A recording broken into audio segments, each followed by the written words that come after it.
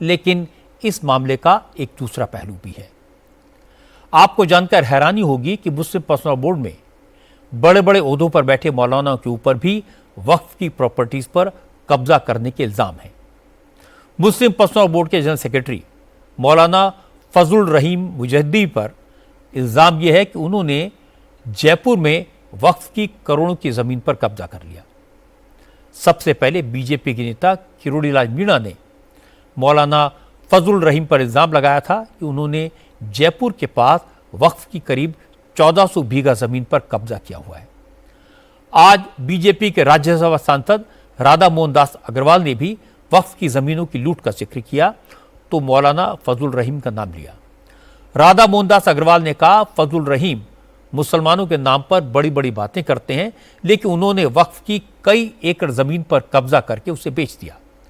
ऐसे लुटेरों से वक्फ की प्रॉपर्टीज को बचाने की जरूरत है। दुर्भाग्य ये था कि जो मुस्लिम समाज के नेता थे, आप किसी का भी नाम ले लीजिएगा, मैं राजस्थान में जयपुर में बैठा हूँ, यहाँ जयपुर में all India Muslim personal law board का महामंत्री है फजलुर रहमान, जो भी नाम है फजलुर रहीम। ये मुसलमानों के जीवन को बेहतर करने का पाखंड करता है। उम्र हो गई होगी 79-78 ईयर्स। आज भी वह भिक्षु की तरह मुस्लिम संपत्ति पर डंक मार रहा है। हिदायत ट्रस्ट, मंदिर माफी, हिदायत ट्रस्ट भवन, इसकी एकड़ों एकड़ों जमीन इसने बेच डाली। पटवारी की रिपोर्ट में सब लिखित है। और उन जमीनों पर उसने आधुनिक कॉलोनियां और शॉपिंग कॉम्प्लेक्स खड़े करा दिए।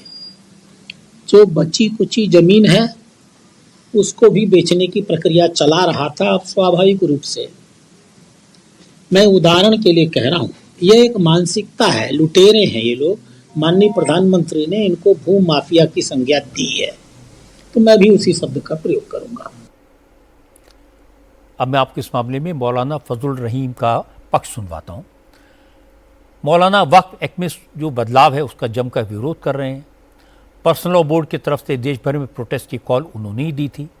पर्सनल लॉ बोर्ड की तरफ से जुमे के नमाज के बाद तकरीरों के पॉइंटर्स भी मौलाना फजलुर रहीम ने ही देश भर की मस्जिदों को भेजे थे। इसलिए अगर मौलाना फजलुर रहीम के खिलाफ वक्फ की प्रॉपर्टी पर कब्जे का आरोप लगे तो ये बड़ी गंभीर बात है। हमने इस आरोप पर मौलाना फजलुर रहीम से सफाई मांगी, उनका पक्ष जानना चाहा तो पहले उनके वकील सामने आए। मौलाना फजलुर रहीम के वकील एम ए खान ने कहा कि मुस्लिम पर्सनल बोर्ड के जनरल सेक्रेटरी को बदनाम करने के लिए इस तरह के इल्ज़ाम लगाए जा रहे हैं। हकीकत यह कि मौलाना फजलुर रहीम ने जो ज़मीनें खरीदी हैं उन्हें बाकायदा वक्फ के तौर पर रजिस्टर करवाया है, लेकिन मौलाना के भाई इस ज़मीन पर कब्जा करना चाहते हैं। इन ज़मीनों को फर्जी कागजात के आधार पर खुर्द बुर्द करने की कोशिश कर रहे हैं। मौलाना ने अपने भाइयों के खिलाफ कोर्ट में केस किया है, पब्लिक नोटिस जारी किया है। एडवोकेट एम ए खान ने कहा, मौलाना वक्फ की प्रॉपर्टी को बचाने की कोशिश में लगे हैं और उल्टे उन्हें ही बदनाम किया जा रहा है। ये अनफॉर्चुनेट है। ये इल्जाम सरासर झूठा और बेबुनियाद है। फजलुर रहीम साहब ने कोई भी इकरारनामा, कोई भी सेल डीड या कोई भी एग्रीमेंट या कोई भी दस्तावेज किसी भी वक्त प्रॉपर्टी के बेचने बाबत एग्जीक्यूट नहीं किया गया। मौलाना फजलुर रहीम साहब ने जामिया हिदायत के लिए मैक्सिमम प्रॉपर्टीज परचेज करी और उन सभी प्रॉपर्टीज का वक्फ बोर्ड में धारा 26 और धारा 37 में इंदराज करवाया। इस वक्फ प्रॉपर्टीज को लेकर इनके भाई जियाउर रहीम, नदीम रहीम और रिजवान, फहद रहीम, शकील ये फर्जी इकरारनामे करके प्रॉपर्टी की खरीद फरोख्त बाबत और इस पर जबरदस्ती कब्जा करना चाह रहे हैं, जिसको लेकर हमने FIR जयसिंहपुरा खोर थाना में इन सभी के खिलाफ दर्ज करा रखी है, जिसकी कॉपीज हमारे पास अवेलेबल है। हमने FIR दर्ज कराने के बाद में पब्लिक नोटिस भी अखबार में जारी करवाए, पब्लिश करवाए हैं। कोई भी आदमी इंक्लूडिंग खुद फजलुर रहीम साहब की जामिया हिदायत की प्रॉपर्टी नहीं बेच सकते। इसके बाद आज मौलाना फजलुर रहीम ने भी अपने खिलाफ लगे आरोपों का जवाब दिया। मौलाना ने कहा कि साजिश के तहत उनके खिलाफ इल्ज़ाम लगाए गए हैं। हकीकत है कि वो गुनहगार नहीं हैं, खुद विक्टिम हैं। कुछ लोग उनकी ज़मीन पर कब्जा करने की कोशिश कर रहे हैं और उन्होंने इन लोगों के खिलाफ केस किया है। अब फैसला अदालत करेगी। इससे पहले भी हम क्लेरिफाई कर चुके हैं कि हमारी ज़मीन के ऊपर मुख्तलिफ लोग कब्जा करने की कोशिश कर रहे हैं और बाकायदा फेक पट्टे बनवाए सोसाइटी के जरिए। हमने उसके खिलाफ तकरीबन जितने भी लोग हैं सब के खिलाफ हमने वक्फ बोर्ड के अंदर भी और सिविल कोर्ट के अंदर भी मुकदमा किए हुए हैं और हम लोग रात दिन इसको फेस करते रहते हैं एनक्रोचमेंट को। और एनक्रोचर जो है वो अपने पैसा वैसा खिलाकर घूम आफे के जरिए कब्जा करने की कोशिश करते हैं। अभी भी परसों भी हमने कब्जा करने की कोशिश की, बाकायदा बुलडोजर चलवाया हम लोगों ने। तो हम उसको फेस करते रहते हैं। उसमें कोई ये उनका एक बदनाम करने का एक वो तरीका है हम लोगों को।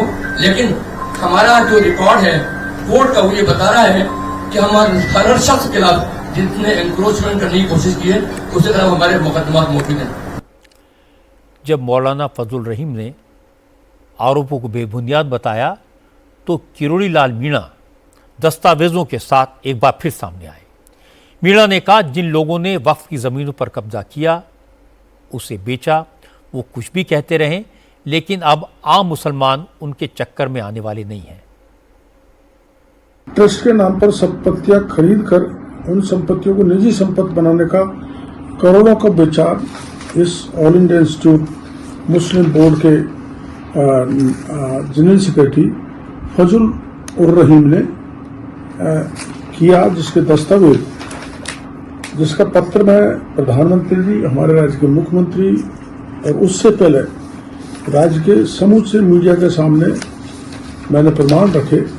ऐसे लोग जिन्होंने वक्फ की जमीन पर कब्जा कर लिया, वो अब गरीब मुसलमानों को बहकाकर देश में अस्थिरता लाना चाहते हैं।